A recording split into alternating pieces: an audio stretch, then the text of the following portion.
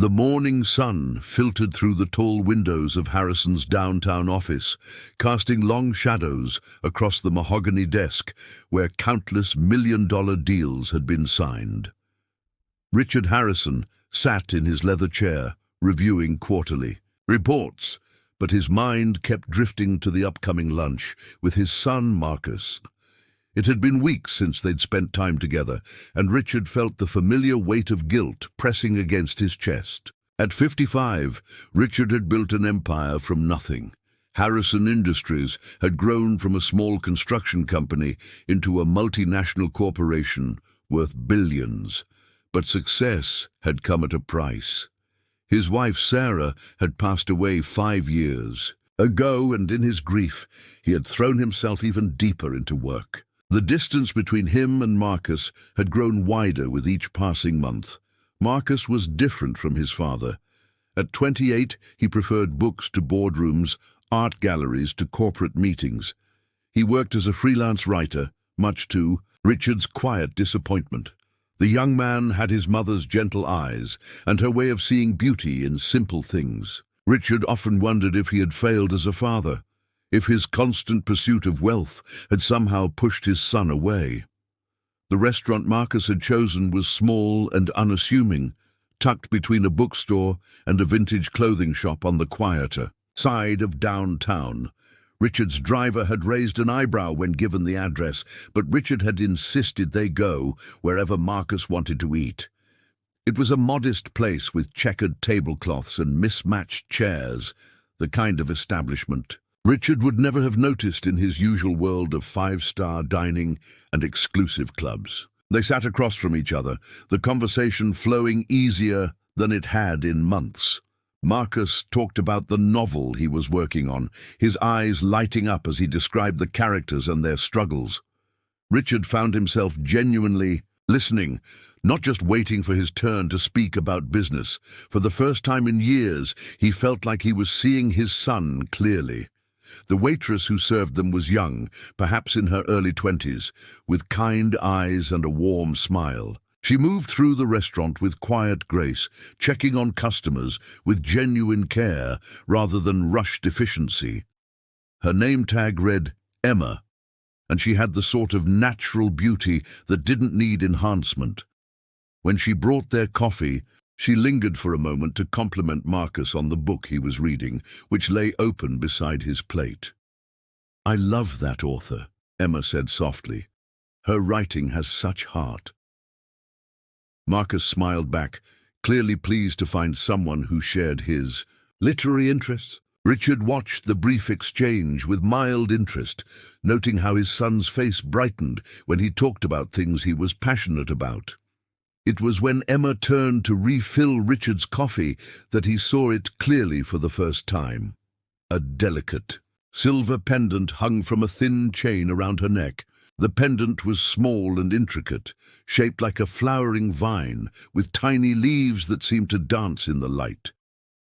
Richard's breath caught in his throat, and his coffee cup froze halfway to his lips. The pendant was identical to one he knew. Well, one he had seen in countless photographs, one that had rested against his wife's collarbone for 20 years of marriage. It had been Sarah's most treasured possession, a gift from her grandmother, passed down through 3 generations of women in her family. "Dad?" Marcus's voice seemed to come from far away. "Are you okay? You look like you've seen a ghost." Richard couldn't speak. His mind raced through possibilities, each one seeming more impossible than the last. Sarah had been buried wearing that pendant.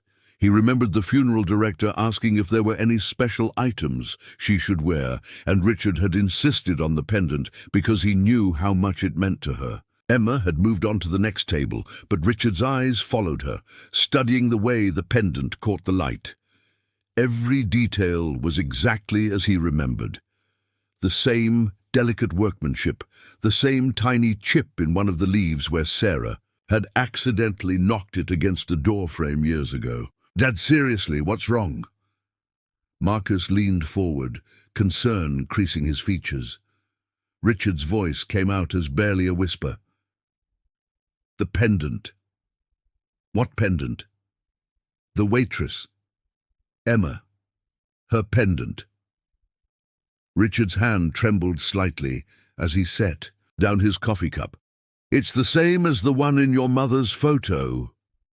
Marcus turned to look across the restaurant where Emma was clearing a table. The pendant swayed gently as she worked, catching the afternoon light that streamed through the windows. You mean Mom's grandmother's pendant? Marcus asked slowly. But that's impossible. Mom was buried with it. Richard nodded, unable to take his eyes off the young woman. That's what I thought too. They sat in silence for several minutes, both watching Emma as she moved gracefully between tables. She had the same careful way of handling things that Sarah had possessed, the same gentle consideration for others. When she laughed at something an elderly customer said, the sound was musical and genuine. Finally, Marcus spoke. Dad, we should ask her about it. Richard shook his head quickly. We can't just... How do you ask someone about something like that? Carefully, Marcus said. Mom always said that sometimes the universe puts people in our path for a reason. When Emma returned to check on their table, Marcus cleared his throat gently. Excuse me, Emma, that's a beautiful pendant you're wearing. Emma's hand went instinctively to her throat, touching the silver charm with obvious affection. Thank you. It belonged to my grandmother. Your grandmother? Richard found his voice, though it sounded strained. Emma nodded, a soft smile crossing her face. She passed away last year. This was her most precious possession. She always told me it. Had been in our family for generations, but... She paused, looking slightly embarrassed. This might sound strange, but I only found it recently among her things. She had never worn it that I could remember. It was tucked away in an old jewelry box with a note. A note? Marcus asked gently. Emma hesitated, then seemed to make a decision. It said that the pendant belonged to someone named Sarah, and that someday someone would come looking for it. Grandma worked at the hospital for 40 years. She said sometimes people left things behind, and she would keep them hoping the families would return for them. The restaurant seemed to fade away around Richard. The sounds of other diners, the clatter of dishes, even his own heartbeat seemed muted. Sarah had spent her final weeks in the hospital, and there had been so much confusion, so many procedures and medications. It was possible, just possible, that in all the chaos, the pendant had been removed and somehow misplaced. My wife, Richard said quietly. Her name was Sarah. She died 5 years ago at General Hospital. Emma's eyes widened, and her hand tightened on the pendant. Oh, my goodness. You think this might have been hers? I know it was hers, Richard said with certainty, but please don't feel like you have to give it back. If your grandmother kept it safe all these years and it found its way to you, then maybe that's how it's supposed to be. Emma shook her head, tears beginning to form in her eyes. No, this belongs with your family. Grandma always said things have a way of finding their rightful home. With careful hands, Emma lifted the chain over her head and held the pendant out to Richard. He took it gently, feeling the familiar weight of it in his palm. The metal was warm from resting against Emma's skin, just as it had always been warm when Sarah wore it. There's something else, Emma said softly.